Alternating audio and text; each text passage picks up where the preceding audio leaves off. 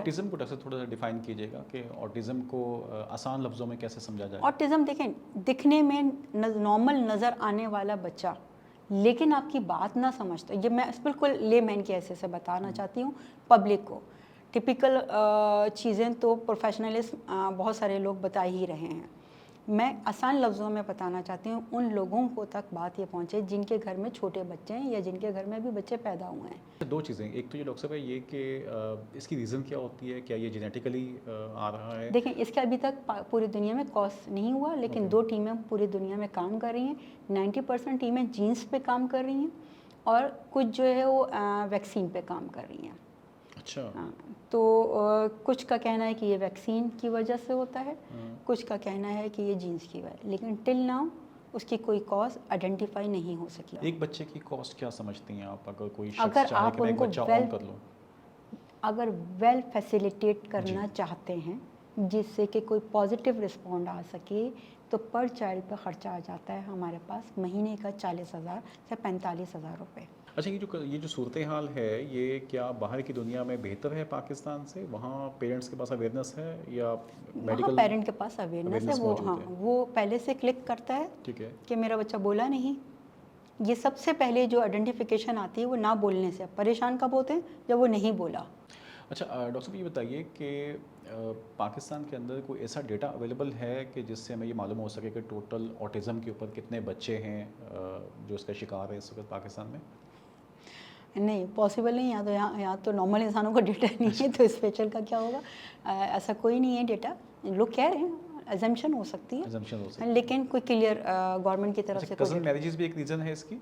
Cousin marriages भी हो सकता है। Mainly कज़न डॉ- मैरिजेस के अंदर मतलब और मल्टीपल इश्यूज होते हैं, जैसे सीपी चाइल्ड, ज़्यादातर कज़न मैरिज, लेकिन कज़न मैरिजेस के अंदर भी कोई और रीजंस है।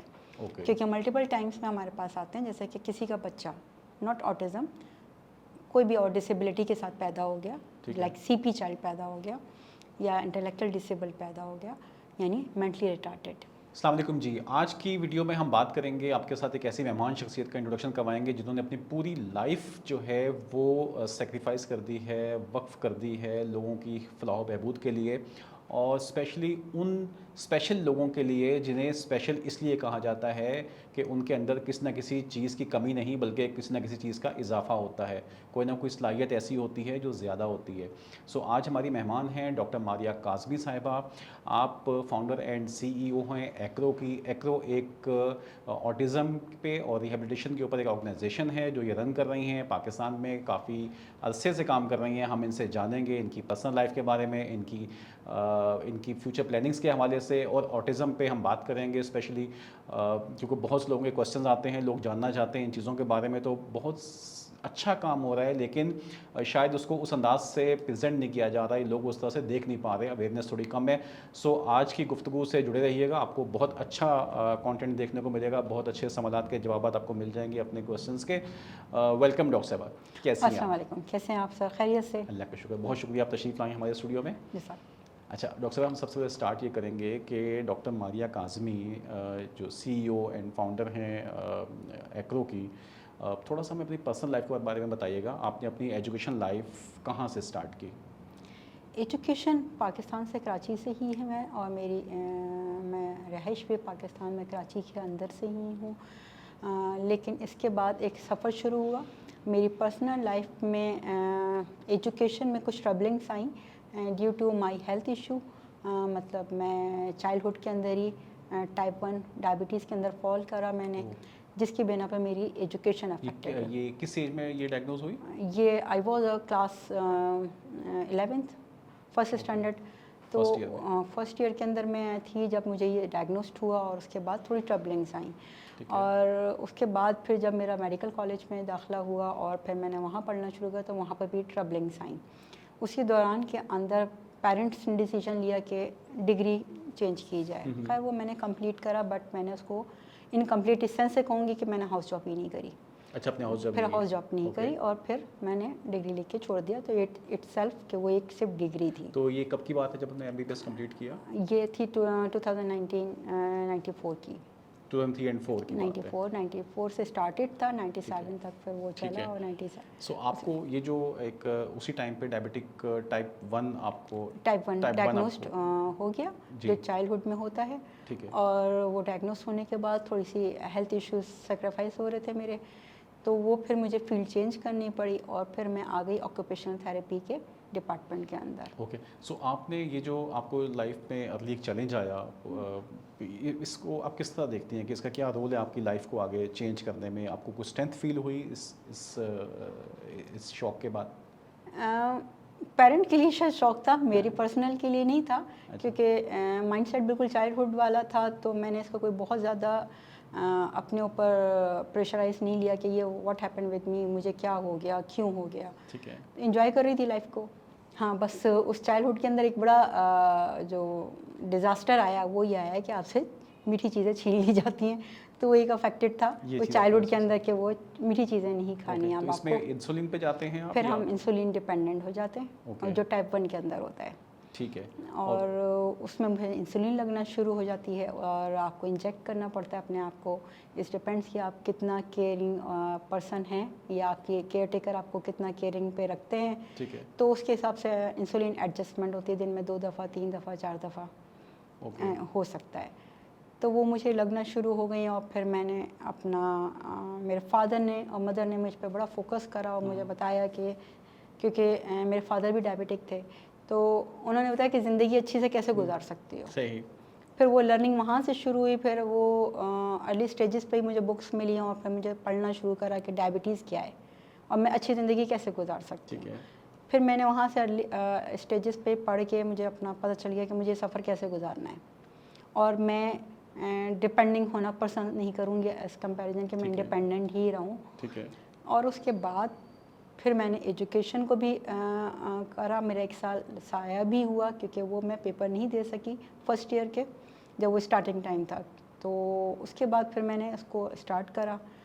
फिर मैंने कंप्लीट करी अपनी डिग्रीज़। फिर ऑक्यूपेशनल थेरेपी में मैंने ओके। मास्टर्स कर लिया। फिर मैंने स्पीच पैथोलॉजी में कराची यूनिवर्सिटी थोड़ा से। सा इसको एक्सप्लेन कीजिएगा, ऑक्यूपेशन थेरेपी क्या होती है ये? ऑक्यूपेशन थेरेपी इटसेल्फ के एडीएल्स पे काम करना होता है बच्चे की वो इन स्किल्स पे, जिसमें फाइन हैंड मोटर मूवमेंट्स हो सकती हैं, ग्रॉस मोटर एरियाज हो सकते हैं, उसका कॉग्निटिव रिस्पॉन्ड हो सकता है, उसका एसआई इश्यूज हो सकते हैं, उसके अंदर उसकी मुख्तलिफ एरियाज़ के ऊपर वर्कआउट किया जा सकता है। उसमें हमें थेरेपी सिखाई जाती है, हम पढ़ते हैं उन तमाम डिजीज़ और इश्यूज़ के मुतालिक, और उसके बाद फिर हम उन पे थेरेपी का काम करते हैं। फिर हमें बताया जाता है विदाउट मेडिसिन होता है, it's just like a therapy. ये आपने कराची से किया? कराची से करा। ठीक है। और उसके बाद फिर कराची में ही से मैंने कराची यूनिवर्सिटी से फिर आइडियोलॉजी एंड स्पीच पैथोलॉजी में मास्टर्स करा। अच्छा। फिर इस फील्ड में जब आई तो वो स्पीच का माइंडसेट इस तरह से बना कि जब मैं बच्चों को थेरेपी करा रही होती थी और बाकायदा एज आ जॉब ज्वाइन करा इस फील्ड को, तो एहसास हुआ कि मैं बच्चे को बहुत सारी चीज़ें सिखा तो पा रही हूँ, बट उससे एक्सप्रेसिव लैंग्वेज में समझ नहीं पा रही उसे, ना वो मुझे समझा पा रहा है, ना मैं उसको ये बता पा रही हूँ कि तुमने पानी भी मांगना है तो कैसे मांगना है। अच्छा। तो वो मुझे लगा कि मैं शायद यहाँ पे वीक हूँ, मुझे इसकी हेल्प आउट कुछ और भी तरीके से करनी चाहिए। फिर मैंने सोचा कि मैं स्पीच थेरेपी में मास्टर्स करती हूँ और फिर मैं समझाऊंगी, तो इसी दौरान में मैं इसको एक ही थेरेपी के अंदर रहते हुए इसको ये भी सिखाऊंगी ताकि वो बोल सके, बात कर सके, नहीं कर सकता तो गेस्चर लैंग्वेज में कर सके। फिर मैंने थेरेपी में स्पीच थेरेपी में मास्टर्स करा कराची यूनिवर्सिटी से, और फिर कुछ टाइम के लिए मुल्क से बाहर चली गई। ओके। और फिर कुछ टाइम मैंने बाहर काम करा और फिर वहाँ से बहुत कुछ मज़ीद सीखने को, जैसे एसआई सेंसरी इंटीग्रेशन का एक कोर्स होता है, फिर मैंने वो करा।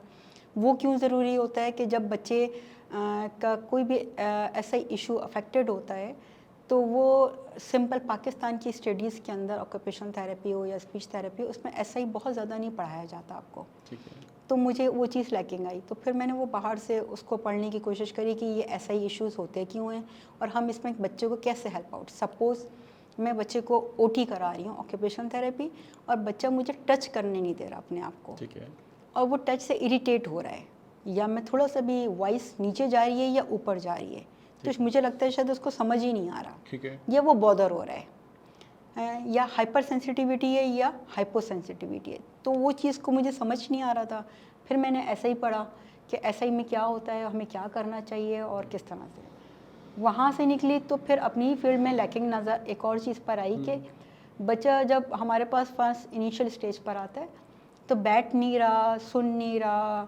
मैं ओटी हूँ तो मैं उसको सिर्फ आई हैंड कोऑर्डिनेशन कराऊंगी, उसको एडियल सिखाऊंगी, उसके फाइन मोटर्स पे काम करूंगी, उसके ग्रॉस मोटर्स पे, बट वो मेरी बात तो सुने।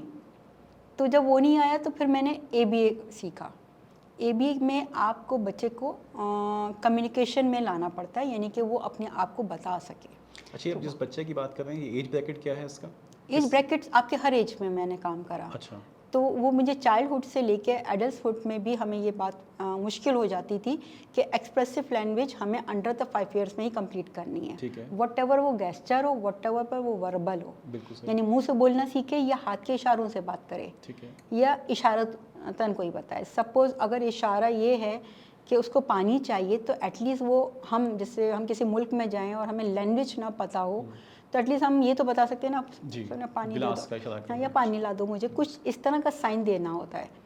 तो मुझे लगा कि इन बच्चों को ये तो आना चाहिए ना कि वो रो के, चीख के, टेंट्रम करके, स्क्रीमिंग करके, चीज़ों को फेंक के, अपने आप को काट के, दूसरे को पिंच करके इस तरह के गेस्चर दें जिससे उसकी अपनी फैमिली भी अफेक्टेड हो और सोसाइटी उससे दूर होती चली जाए। ठीक है। काटता है, मारता है, रोता है, चीखता है, जंप करता है तो उससे लोग डरने लग जाएं। तो ये जो आप कह रही हैं कि अगर वो एक्सप्रेस नहीं कर पाता तो इस वक्त उसका वो रिएक्शन होता है। उसका रिएक्शन, जब आप किसी को बात कन्वे नहीं कर पा रहे तो वो रिएक्शन तो आएगा ना। सपोज, और ये रिएक्शन कब से शुरू हो जाता है? ये चाइल्डहुड से आ जाता है। फॉर एग्जाम्पल, मैं सिर्फ ऑटिज़म की बात नहीं कर रही, हर कैटेगरी। ऑटिज़म एक टाइप है, सिर्फ एक चीज़ है। इसके अलावा भी मल्टीपल स्पेशल नीड्स के अंदर। ऑटिज्म को थोड़ा सा डिफाइन कीजिएगा कि ऑटिज्म को आसान लफ्जों में कैसे समझा जाए? ऑटिज़म देखें, दिखने में नॉर्मल नज़र आने वाला बच्चा लेकिन आपकी बात ना समझता, ये मैं बिल्कुल लेमैन के ऐसे से बताना चाहती हूँ पब्लिक को। टिपिकल चीज़ें तो प्रोफेशनलिस्ट बहुत सारे लोग बता ही रहे हैं। मैं आसान लफ्ज़ों में बताना चाहती हूँ उन लोगों को तक बात ये पहुँचे जिनके घर में छोटे बच्चे हैं या जिनके घर में अभी बच्चे पैदा हुए हैं। अगर बच्चा एक दिन का बच्चा भी और आपने उसका नाम रख दिया, स्पेशली माँ, ठीक है, की आवाज़ से अपनी गर्दन घुमा के नहीं देख रहा कि ये तो माँ की आवाज़ आ रही है। जैसे माँ खेल रही है, बुला रही है, आवाज़ दे रही है उसको। आई मूवमेंट हो एटलीस्ट, हाँ, एटलीस्ट हेड मूव करे ना कि ओके मुझे कहीं से आ रही है आवाज़। ठीक है। किसी साउंड पर खुश हो। और जब आप बच्चे से, एक दिन के बच्चे से जब आप खेल रहे हो, उसको गोद में उठा के और उससे बात करना चाहते हैं, उसको खुश होना चाहते हैं, तो वो आई कांटेक्ट दे के आपके रिस्पॉन्स को एक लाफिंग, एक स्माइलिंग फेस के साथ गेस्चर दे, जो कि गेस्चर लैंग्वेज कहलाता है, क्योंकि वो एक दिन का बच्चा बोल नहीं सकता। अब अगर ये बच्चा इस तरह की सलाहियत में नहीं है और आप नोट कर रहे हैं कि मैं जब अपने बच्चे को आवाज़ देती हूँ 2 महीने, 6 महीने, 8 महीने, साल का हो गया, वो रिस्पॉन्ड नहीं दे रहा, चीज़ें मांग नहीं पाता, मैं उसको दूध देती हूँ तो लेता है, वरना वो रोता है, वो मुझे अपने नाम को आइडेंटिफाई नहीं कर पा रहा, मैं उसको बुलाती हूँ तो वो देखता नहीं है, वो चीज़ों से प्रॉपर मैनिपुलेट करके खेल नहीं पा रहा अपने टॉयज से, और इवन देन के रिलेशनशिप को क्लोजली आइडेंटिफाई नहीं कर पा रहा, जो माँ बाप, बहन भाई, दादा दादी, इस तरह के रिश्तों को नहीं समझ पा रहा, किसी के साथ एडजस्टमेंट नहीं आ रही है। इसके अलावा कोई फिजिकल डिसेबिलिटी नहीं है? नहीं, दिखने में वो बिल्कुल नॉर्मल, जिसकी वजह से पाकिस्तान में ऐसे बच्चे बहुत डिले आते हैं रिहैब डिपार्टमेंट तक। क्यों? क्योंकि दिखने में नॉर्मल है। मेरे बच्चे को नहीं, कुछ भी नहीं है। अक्सर बच्चे लेट बोल रहे होते हैं, तब भी पेरेंट्स कहते हैं कोई इशू नहीं। अब ये वो टिपिकल साइड है जो कि जब हम किसी डिजीज़ को करते हैं ना आइडेंटिफाई, तो वो एक टिपिकल फीवर है। अब अगर किसी अच्छे डॉक्टर ने उसको ये आइडेंटिफाई नहीं करा कि ये वायरल इन्फेक्शन है, मलेरिया या टाइफाइड है, तो बस दिखने में बुखार है, तो इसी तरह माँ बाप क्या समझते हैं कि बोल नहीं रहा, बाकी तो अल्हम्दुलिल्लाह चलता है, फिरता है, इसको फीडर दे दो उसके हाथ में तो मुंह में लगा लेता है। तो वो चीज़, वो बारीक सी चीज़ें नहीं देख पाते जो कि देखनी चाहिए, तो जिसके बिना पर उनको ऑटिज़म का एक नाम दे दिया गया कि ये ऑटिज़म है। This is a basically neurological disorder होता है, यानी सप्लाई चेन ब्रेन तक नहीं जा पाती है और अंडरस्टैंडिंग लेवल में प्रॉब्लम आसान लफ्ज़ों में बता रही हूँ। जो भी प्रोफेशनल्स देख रहे हैं मेरा ये प्रोग्राम, तो प्रोफेशनल लेवल पे नहीं जाएं, क्योंकि मैं लोगों को आसान लफ्ज़ों में बताना चाहती हूँ कि कब आएँ वो। जब आपने देखा आपका बच्चा घूम के नहीं देखता, आपका बच्चा ट्वाइस आपने गाड़ी ला के दे दी, अब वो बच्चा कार से वो यूं करके नहीं खेल रहा, कार को चलाने की कोशिश नहीं कर रहा, बल्कि उल्टा करके उसके टायरों से यूं कर रहा है या फेंक के मार रहा है, इट मीन्स कि मैनिपुलेशन नहीं आती। ओके, ठीक है, तो कहीं गड़बड़ है। अब माँ बाप क्या समझते हैं, छोटा है अभी कहाँ से सीखेगा, तो ये माइंडसेट हटा दें। दो चीज़ें हमेशा माइंड में रखें, एक चीज़ तो गॉड गिफ्टेड होती है, कोई भी माँ अपने बच्चे को बेसिक नीड्स की चीज़ें सिखाती नहीं है, वो आ जाती हैं, बिल्कुल खुद से आ जाती हैं। बिल्कुल।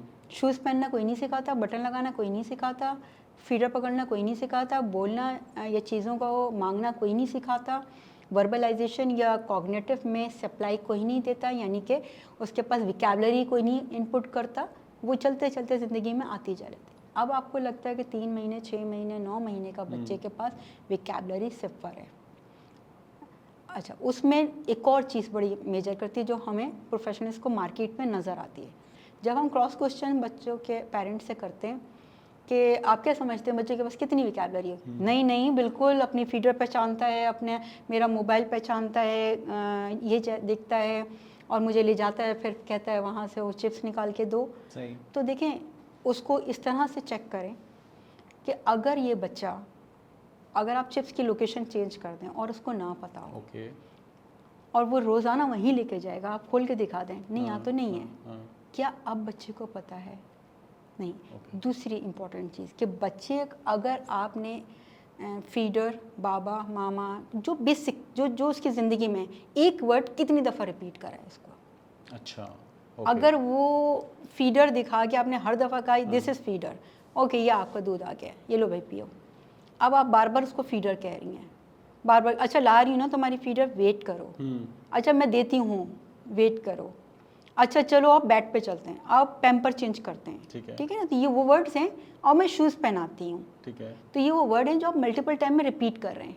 जब वो रिपीट हो रहे हैं तो वो वाली चीज़ उसके ब्रेन में बैठ रही है, और जो चीज़ गॉड गिफ्टेड जो कि होनी चाहिए 5 साल के बच्चे के पास या साल भर के बच्चे के पास 1000 विकैबलरी वर्ड्स होने चाहिए, जो गॉड गिफ्टेड उसके ज़िंदगी के साथ खुद ही सीखता जाता है वो, जो कि माँ या बाप कोई नहीं सिखाता, सीख जाता है वो नहीं आ रहा तो फिर परेशानी की बात है। अच्छा, 2 चीज़ें, एक तो ये डॉक्टर साहब ये कि इसकी रीज़न क्या होती है, क्या ये जेनेटिकली आ रहा है? देखें, इसका अभी तक पूरी दुनिया में कॉज नहीं हुआ, लेकिन 2 टीमें पूरी दुनिया में काम कर रही हैं, 90% टीमें जीन्स पे काम कर रही हैं और कुछ जो है वो वैक्सीन पे काम कर रही हैं।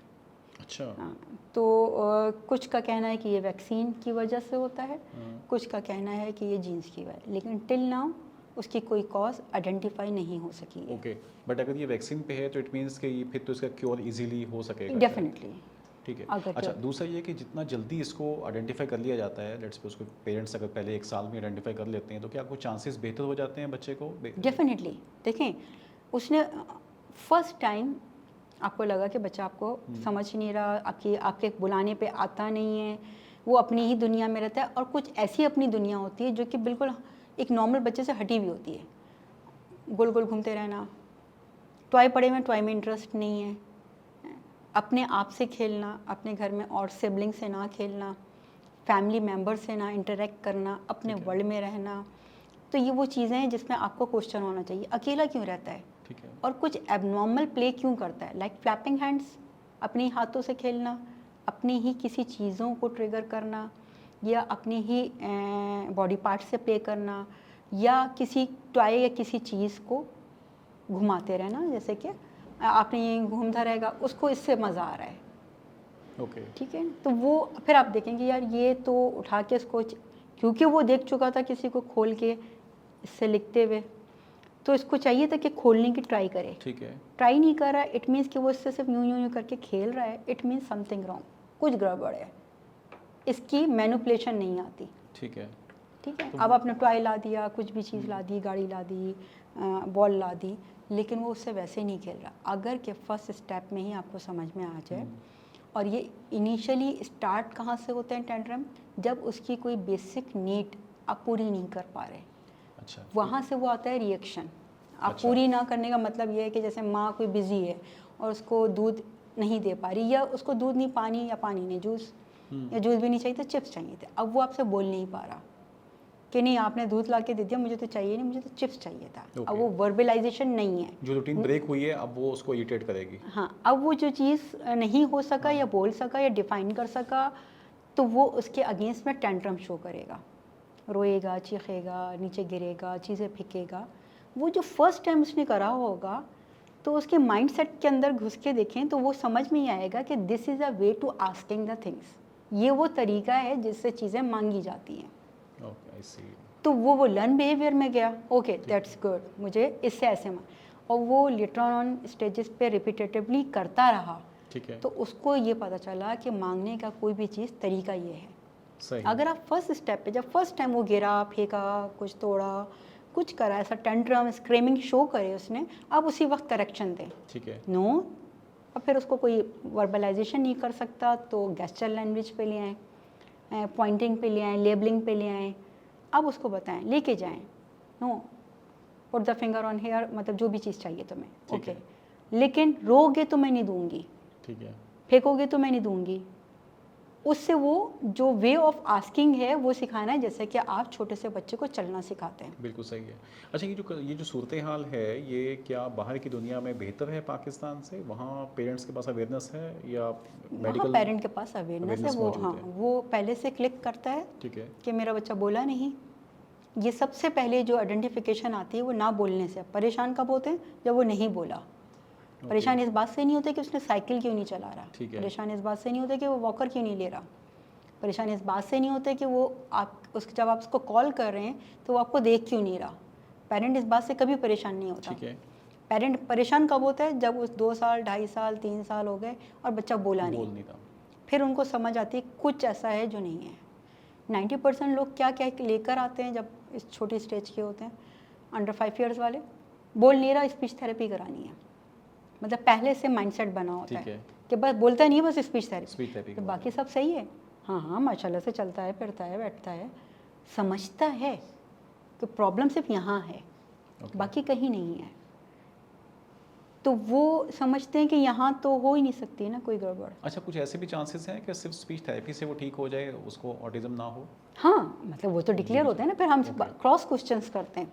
ठीक बच्चा आपकी बात सुन के रिस्पॉन्ड करता है, हाँ करता है, सारी बात समझता है। दिन में आप अगर सपोज 100 वर्ड्स उसको बोल रहे हैं, कौन से वाले? आ जाओ, बैठ जाओ, खा लो, चले जाओ, चाबी ला दो, लाइट बंद कर दो, 1000 वर्ड्स बोल रहे हैं, तो उसमें से कितने समझ जाता है? नहीं, सारे समझता है। अपनी बात कैसे करवाता है कि भाई, तो उसको पता है कि मुझे कौन सी चीज़ कैसे मांगनी है। Okay, very. अब फिर आ जाता है सिर्फ स्पीच थेरेपी कि बच्चा डिले है, स्पीच में डिले है। सही। ठीक है, तो हम फिर ब्रेन पे काम नहीं करते, कॉग्निटिव पे काम नहीं करते, स्पीच पे काम करते सिर्फ स्पीच पे काम करते हैं। ठीक। अच्छा, डॉक्टर साहब ये बताइए कि पाकिस्तान के अंदर कोई ऐसा डेटा अवेलेबल है कि जिससे हमें ये मालूम हो सके कि टोटल ऑटिज़म के ऊपर कितने बच्चे हैं जो इसका शिकार है इस वक्त पाकिस्तान में? नहीं, पॉसिबल नहीं। यहाँ तो नॉर्मल इंसानों का डेटा नहीं है, तो स्पेशल का क्या होगा? ऐसा कोई नहीं है डेटा। लोग कह रहे हैं, अजम्पशन हो सकती है, Assumption हो सकती है। लेकिन कोई क्लियर गवर्नमेंट की तरफ से कज़न मैरिजेस भी एक रीज़न है इसकी? कज़न मैरिजेस भी हो सकता है। Mainly कज़न doctor- मैरिजेस के अंदर मतलब और मल्टीपल इश्यूज होते हैं, जैसे सीपी चाइल्ड, ज़्यादातर कज़न मैरिज, लेकिन कज़न मैरिजेस के अंदर भी कोई और रीजंस है। ओके। क्योंकि मल्टीपल टाइम्स में हमारे पास आते हैं, जैसे कि किसी का बच्चा नॉट ऑटिज्म, कोई भी और डिसेबिलिटी के साथ पैदा हो गया, लाइक सीपी चाइल्ड पैदा हो गया, या इंटेलेक्चुअल डिसेबल पैदा हो गया, यानी मेंटली रिटार्डेड, तो जहनी मफलूजियत जिसे कहते हैं, अगर हो गया तो उसमें एक बड़ा डिबेट है। नहीं, वो मेरे तो 4 कज़न्स की शादी हुई, उनके तो बच्चे नॉर्मल हैं, मेरा कैसे हो गया? तो इस डिपेंड्स के कब वीक होती है, जीन्स वीक कब होती है? जब 4th या 5th जनरेशन हो। मेरे परदादा आपस में कज़न शादी थी, फिर मेरे दादा की कज़न्स पे शादी थी, फिर मेरे अम्मी अब्बू की कज़न में शादी थी, फिर मेरी आ गई, तो मैं 4th जनरेशन आ गई। Okay. That's why genes weak होता है। ठीक है, और मल्टीपल अदर एरियाज भी होते बट हैं। इसमें ऐसी रीज़न तो नहीं है कि ये साया हो गया, कोई आसेब है या ये हमारे मुल्क का एक बहुत बड़ा अलमिया टैग लाइन है और हाँ। अलमिया है कि हर तीसरा बंदा जो अक्सर इस स्पेशल ग्रैंड पेरेंट्स इस क्लेम के साथ आते हैं, हमने मना करा था बाहर नहीं निकलो, हाँ। बाहर निकल गए, समंदर पे चले गए, इस वजह से हो गया, हमें लगता है।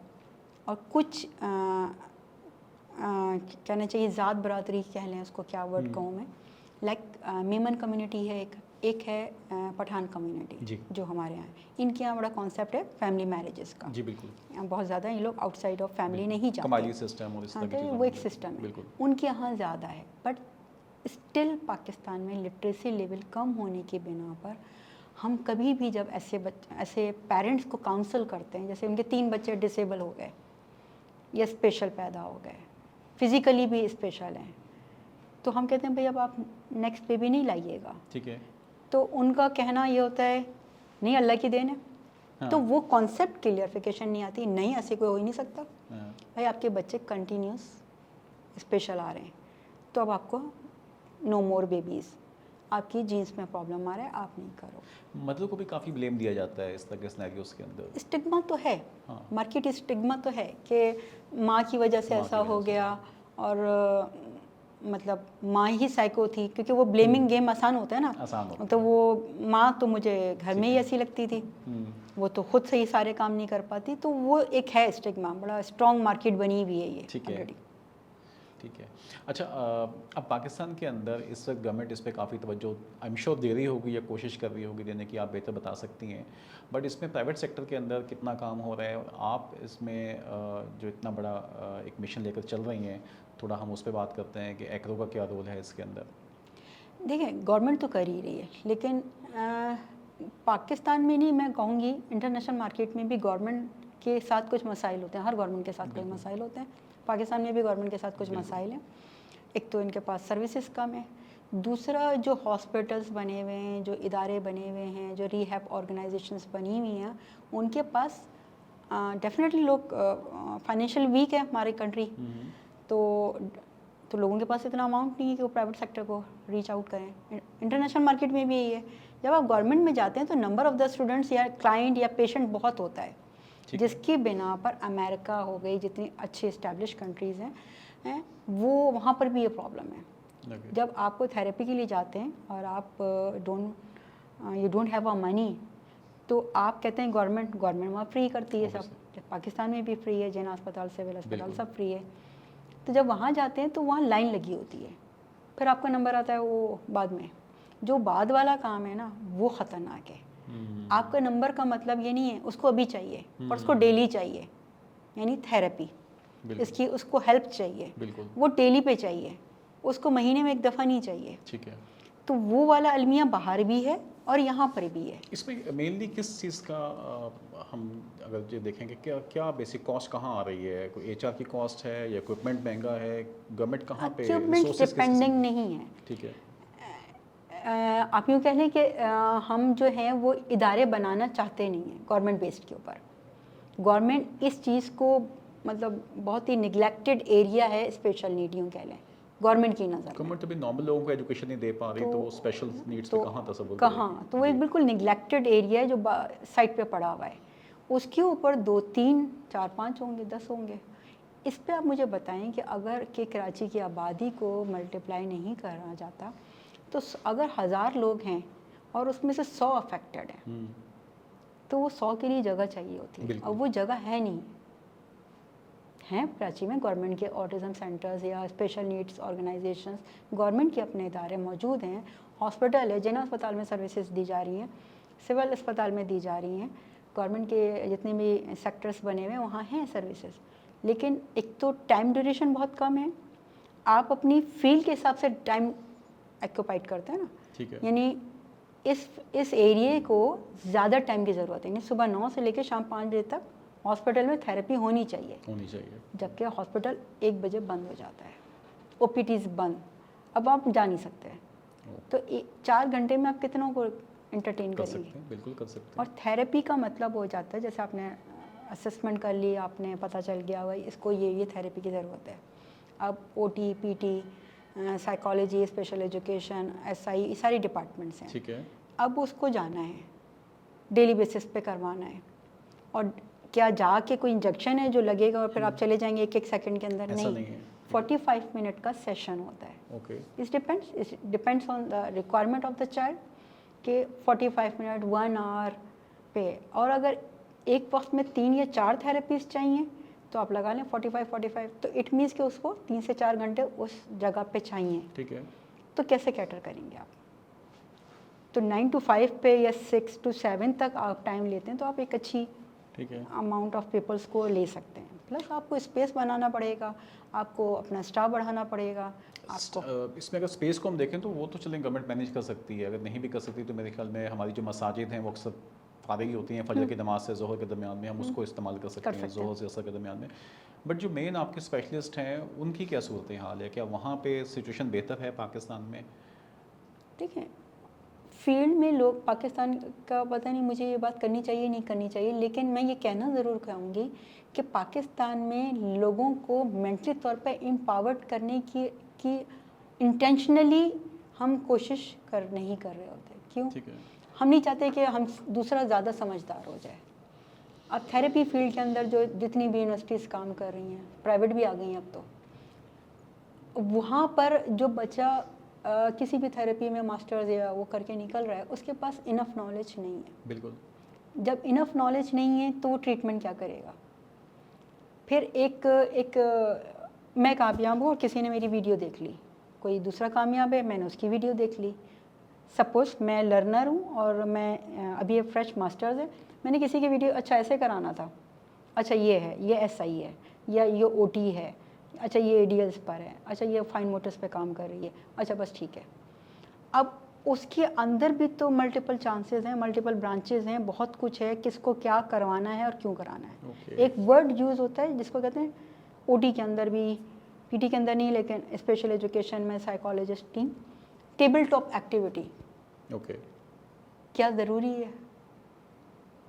क्या सिर्फ चीज़ों की पहचान ज़रूरी होती है? आइडेंटिफिकेशन पे ही काम करना है, रिकग्नाइजेशन पे ही काम करना है, उसकी समझ पे काम नहीं करना।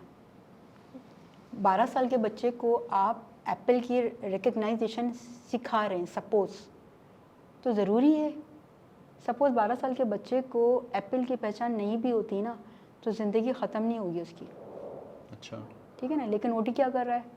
This is Apple, this is chair, this is red colour, this is blue colour, this is circle, this is. तो क्या ये ज़रूरी है?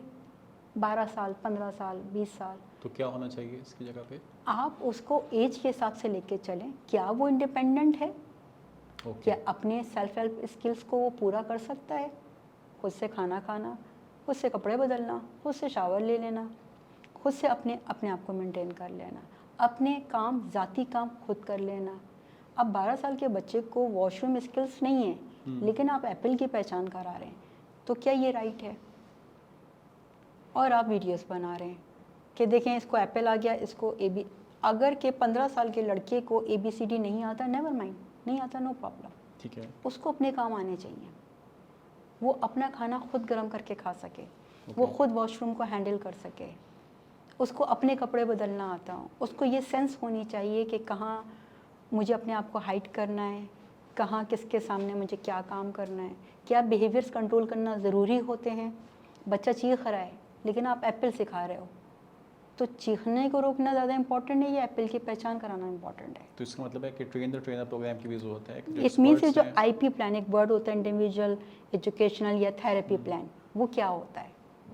वो एज, उसका प्रॉब्लम, उसकी नीड। अब जैसे कि बहुत सारे बच्चे एडल्ट सेक्शन में मेरे डिपार्टमेंट में आते हैं जो कि अबव 15 या 11 या के बाद के जितने हैं। अब आप ABCD आती है पूरी, इसको 25 साल के लड़के को ABCD पूरी आती है, ठीक है, 1 2 3 भी आती है।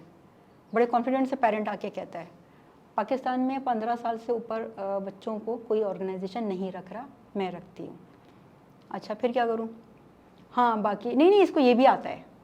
अब आपने बता दिया अपना। अब मेरे सवाल, वॉशरूम खुद चला जाता है, धो खुद लेता है, कपड़े बदल लेता है, अपना खाना गर्म कर लेता है। आप नहीं भी हैं तो क्या चीज़ों को अरेंज करके खुद से cook, small things, not a complete thing, proper food ना सही लेकिन सैंडविच बना लेता है, क्या अपने कमरे को ऑर्गेनाइज कर लेता है, इंडिपेंडेंट है या नहीं है, बिल्कुल कितनी डिपेंडेंट है, सही है। वो सवाल नहीं, वो तो मुझे जाना पड़ता है। तो वो ये सवाल आपके लिए है कि ऑडियंस को ये बात समझनी चाहिए कि किस एज में अब क्या ज़रूरत है ओके और क्यों बेच रहे हैं आप। ठीक है। हाँ, ये भी बड़ा इंपॉर्टेंट पार्ट है इसके अंदर कि वो जो एक लर्न बिहेवियर होता है ना, वो हम सब में होता है, हाँ। नॉर्मल इंसानों में भी होता है। हम किस चीज़ के आदी बन जाएं तो उस आदत को छोड़ना मुश्किल होता है। सही। दो चीज़ें मार्केट में बड़ी ख़राब हैं, प्रोफेशनल मार्केट की बात करें कि लोगों को डिफरेंस नहीं पता कि this is a disability problem कह लें उसको, उसकी बीमारी कह लें, उसकी डिसेबिलिटी कह लें, उसकी मेंटल अप्रोच, ये एक अलग करे। ठीक है। और this is a learn behaviour, एक आदत बनी हुई है, उसको कपड़े चबाना है, ये आदत है उसकी। वो अच्छा। 15 साल का बच्चा आया है, उसको खेलना है, ठीक है। ठीक है, ये आदत बन गई है अब उसकी। तो क्या आदत में और उसके प्रॉब्लम में आइडेंटिफाई करना बहुत ज़रूरी होता है। ये थेरेपिस्ट का काम होता है कि वो पहले ये बताए कि ये आदत है, अब वो हैबिचुअल है, लर्न बिहेवियर में उसको उठ के 4 चक्कर दफ़ा उठ के भागना है, फिर वापस आके बैठना है। तो ये आइडेंटिफाई आप किस तरह से करेंगी, लाइक 15 इयर्स का बच्चा है, एडल्ट हो चुका है? इस डिपेंड्स कि वो आदतन किसका है उसके ऊपर। अच्छा, एक नॉर्मल इंसान को, मैं आप कोई भी हो सकता है, किसी आदत को छोड़ना, ये तमाम ऑडियंस के लिए सवाल है। क्या किसी आदत को छोड़ना किसी भी नॉर्मल इंसान के लिए बहुत आसान बात होती है? चाहे वो 10 साल की, 10 साल पुरानी आदत है उसके पास, क्या आसान होता है? तो एक स्पेशल के लिए बहुत आसान होगा ये काम। तो इसीलिए हम लोग बार बार कहते हैं वो जो टाइम होता है अर्ली इंटरवेंशन, इब्तिदाई तालीम, इब्तिदाई 5 साल, ठीक है। वो बड़ा इंपॉर्टेंट होता है। उसमें हम कोई भी नेगेटिव लर्निंग नहीं करने देते, जिसके बाद वो लेटर ऑन स्टेजेस पे 10 साल 15 साल में हम कहें कि ये तो अब आदत बन गई है इसकी। तो वो आदत किसी चीज़ को जो नेगेटिव मार्क किए जा सकती हैं, वो हम आदत बनने नहीं देते।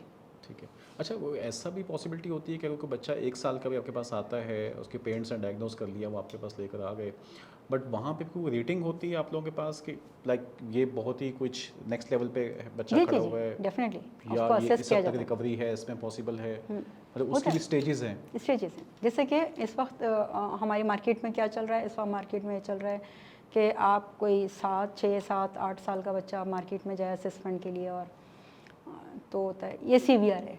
अच्छा। पहले टैगलाइन आ जाती है, अच्छा, और सीवियर नज़र भी आ रहा है, मतलब टेंट्रेमिंग, स्क्रीमिंग, भाग दौड़, काटना पीटना और बैठना नहीं, और मल्टीपल इश्यूज, बोल नहीं रहा, समझ ही नहीं रहा, ये सीवियर है। क्योंकि जब हम असेसमेंट कर रहे होते हैं तो मेंशन हो रहा होता है ना, कुछ भी नहीं आ रहा। ठीक है।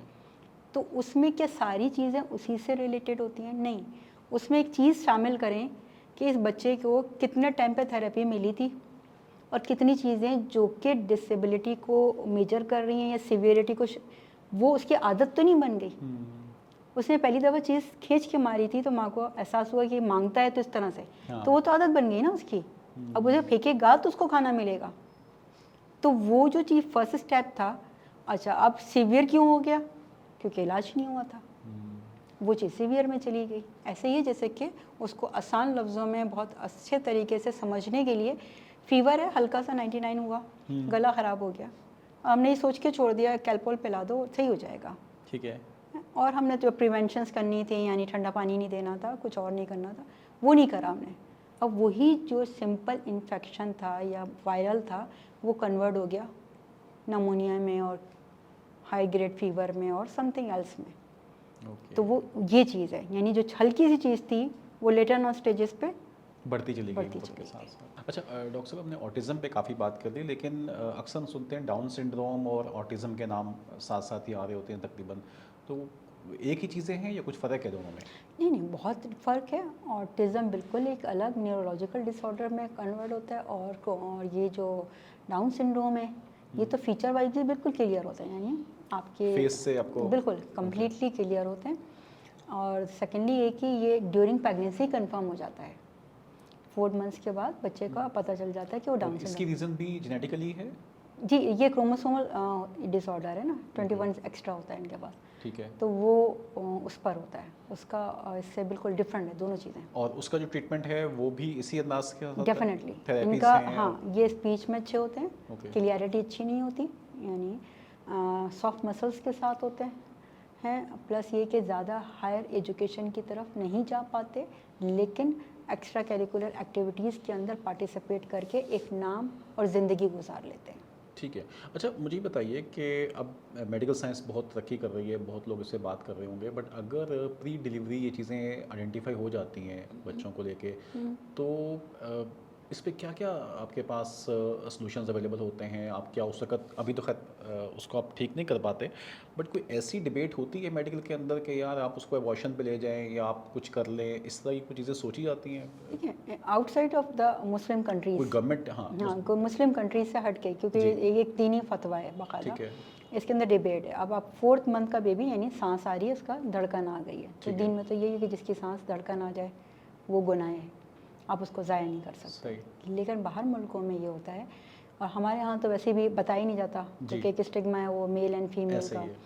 तो वैसे भी नहीं बताते। बाहर मुल्कों में आपको बता दिया जाता है कि आपका बेबी गर्ल है या बॉय है। सेकेंडली, अगर डाउन सिंड्रोम है तो बता दिया जाता है कि are you willing to deliver the child, और अगर आप चाहते हैं तो ठीक है, कैरी करें, आप नहीं चाहते तो आप ख़त्म कर ये दें। 4th मंथ में वो बता देते हैं? हाँ, हाँ। अच्छा, लेकिन ऑटिज्म का बच्चा तो आइडेंटिफाई नहीं हो सकता? नहीं नहीं नहीं, वो नहीं होता, वो नहीं हो सकता? वो नहीं हो सकता।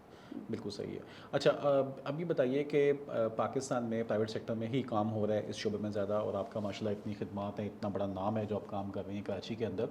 सो यहाँ पे ऑटिज़म को लेके एज ए NGO काम करना, क्या चैलेंजेस है इसके अंदर, और गवर्नमेंट की सपोर्ट कितनी है आपको? नहीं, गवर्नमेंट तो कोई सपोर्ट नहीं करती किसी भी प्राइवेट इदारे को, और उसके बड़े डिफ़िकल्ट टास्क है वो, तो उसको तो नहीं करती। हाँ, इंडिविजुअल लेवल पे हम लोग खुद कर रहे होते हैं जो भी कर रहे हैं, और बहुत सारी ऑर्गेनाइजेशन। गवर्नमेंट क्यों नहीं करती? अगर वो खुद भी नहीं कर पा रहे तो प्राइवेट सेक्टर को वो क्यों नहीं इतना इनकरेज करते कि यार आप मतलब? ये गवर्नमेंट से मेरा सवाल है कि कितने 78 ईयर्स हो गए ना पाकिस्तान को, जब पाकिस्तान नहीं बना सके तरीके का तो वो इस फील्ड को कैसे सपोर्ट करेंगे?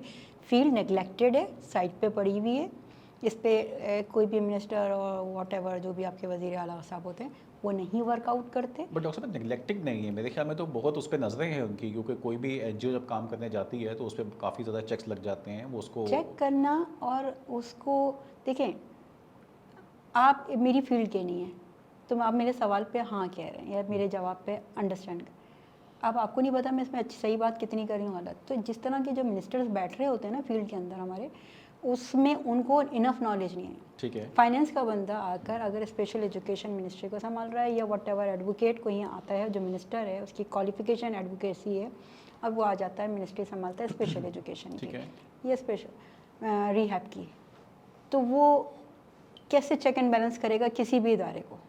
नहीं, मेरे ख्याल में तो आज के दौर में तो बहुत आसान है, तमाम बच्चों के जो डेटा है वो अगर नातरा के थ्रू ले लिया जाता है, NIC है या बर्थ सर्टिफिकेट्स हैं, नहीं, वो ये बच्चा वाली किस NGO के साथ लिंक है उस NGO के रिकॉर्ड पे आ जाता है, उस NGO को जो डोनेशन मिल रही है वो बैंक के साथ उसको चेक कर सकते हैं। नहीं, ये कि काम क्या कर रहे हैं, अच्छा, ओके, काम क्या कर रहे हैं। ठीक है। मैं थेरेपिस्ट हूँ, मुझे गवर्नमेंट कहती है आप आइए हमारे साथ चलिए, एक इदारा देखते हैं और हमें बताइए कि वो सब सही काम हो रहा है या नहीं हो रहा। बट गवर्नमेंट काम से पहले वो तो ये देख, जो एक्चुअल वो उनको इशू होता है, वो कहते हैं रजिस्ट्रेशन, कि फंडिंग्स आ रही हैं, फंडिंग्स आ रही हैं या नहीं आ रही हैं। हाँ, देखिए, फंडिंग का भी एक बड़ा अलमिया है कि बड़े मसाइल हैं पाकिस्तान में, कुछ लोगों ने अच्छा काम नहीं करा NGO से रिलेटेड, इसलिए NGO तो एक मतलब एक ही बैड वर्ड बना हुआ है, तो वर्ड NGO तो आप अपने नाम के साथ लगा लें, एक बड़ा नेगेटिव इम्पैक्ट आना शुरू हो जाते हैं।